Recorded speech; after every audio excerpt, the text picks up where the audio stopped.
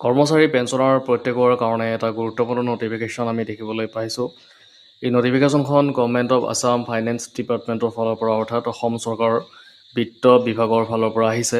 আপোনালোকে ক্লিয়াৰলি ইয়াতে দেখিবলৈ পাইছে ওপৰত আছাম ছেক্ৰেটেৰিয়েট জনতা ভৱনৰ ফালৰ পৰা 1 এপ্ৰিল তাৰিখত এই নটিফিকেশ্যনখন প্ৰকাশিত কৰা হৈছে। আমি গোটেইখিনি কথা চাম আচলতে এইখন নটিফিকেশ্যনত কি কথা লিখা হৈছে আৰু এইখন নটিফিকেশ্যন কিয় খুবেই দৰকাৰী হয় প্ৰতিজন কৰ্মচাৰী প্ৰতিজন পেঞ্চনৰ কাৰণে। এই নটিফিকেশ্যন আহিছে ফ্ৰম ইয়াতে দেখিছে commissioner secretary two the government of Assam finance ডিপাৰ্টমেণ্টৰ ফালৰ পৰা আহিছে আৰু এখন পঠিয়াই দিয়া হৈছে টু দ্য নাম্বাৰ 1ত দিছে all additional chief secretaries principal secretaries commissioner secretaries to the government of Assam আৰু 2 নম্বৰত দিছে অল হেডছ অফ ডিপাৰ্টমেণ্ট প্ৰতিখন ডিষ্ট্ৰিক্টলৈকে প্ৰত্যেকটো ডিপাৰ্টমেণ্টৰ হেডলৈকে পঠিয়াই দিয়া হৈছে। আচলতে খুবেই গুৰুত্বপূৰ্ণ হয় আৰু ছাবজেক্টটো যদি আমি চাওঁ ইয়াতে চাওক communication of vote on account budget of financial year 2026-27।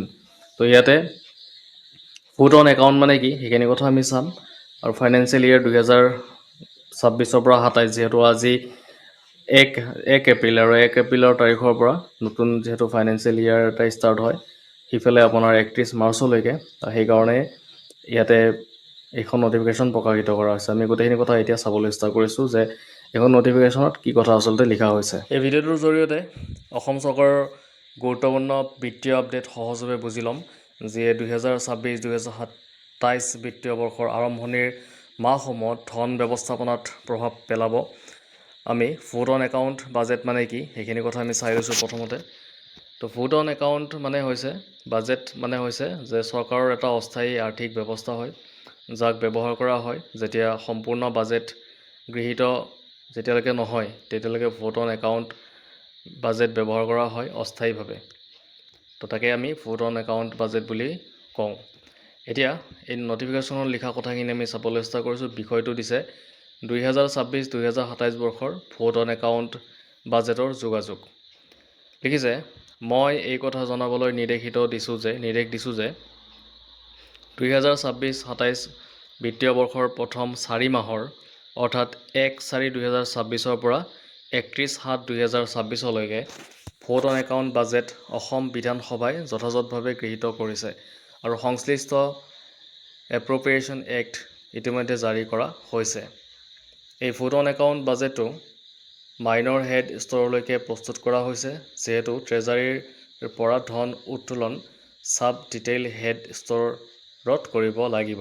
সেই অনুসাৰে সকলো কণ্ট্ৰলিং অফিচাৰক এনেদৰে অনুমতি দিয়া হৈছে যে তেওঁলোকে সংশ্লিষ্ট মাইনৰ হেডৰ অন্তৰ্গত উপলব্ধ সামগ্ৰিক ধনৰ ভিতৰত 2026-27 বৰ্ষৰ বাজেট এষ্টিমেটছত উল্লেখিত ছাব ডিটেইলড হেড অনুসাৰে নিজ DDO-সমূহলৈ ছাব ডিটেইল হেড ভিত্তিক বাজেট বণ্টন কৰিব পাৰিব। সকলো জ্যেষ্ঠ সচিবসকলক অনুৰোধ জনোৱা হৈছে যে তেওঁলোকে সংশ্লিষ্ট বিস্তৃত বাজেট যোগাযোগ ভালদৰে অধ্যয়ন কৰি তেওঁলোকৰ প্ৰশাসনিক নিয়ন্ত্ৰণত থকা সকলো বিভাগৰ মুৰব্বী অধিকাৰী কাৰ্যালয়ৰ মুখ্য DDO-সমূহৰ মাজত ইয়াৰ ব্যাপক প্ৰচাৰ নিশ্চিত কৰিব যাতে কঠোৰভাৱে ইয়াৰ পালন কৰা হয়। আৰু এই জাননীখনে স্পষ্টকৈ দেখুৱাই দিছে যে 2026-2027 বিত্তীয় বৰ্ষৰ আৰম্ভণিৰ বাবে ভোট অন একাউণ্ট বাজেট ইতিমধ্যে গৃহীত হৈছে আৰু চৰকাৰী খৰচসমূহ চলাই নিয়াৰ বাবে প্ৰয়োজনীয় ব্যৱস্থা গ্ৰহণ কৰা হৈছে। ইয়াৰ জৰিয়তে বিভাগসমূহ আৰু কণ্ট্ৰলিং অফিচাৰসকলে নিৰ্দিষ্ট সীমাৰ ভিতৰত ধন বণ্টন কৰি নিজৰ কাৰ্যালয়ৰ DDO-সমূহৰ কাম কাজ অব্যাহত ৰাখিব পাৰিব। এইটোৱে নিশ্চিত কৰে যে চৰকাৰী কাৰ্যকলাপত কোনো বাধা নাহে আৰু জৰুৰী সেৱাসমূহ নিৰৱচ্ছিন্নভাৱে চলি থাকিব। এইটোৱে আছিল আজিৰ আপডেট। যদি ভিডিঅ'টো ভাল লাগিছে লাইক শ্বেয়াৰ আৰু এটা ছাবস্ক্ৰাইব কৰি দিব।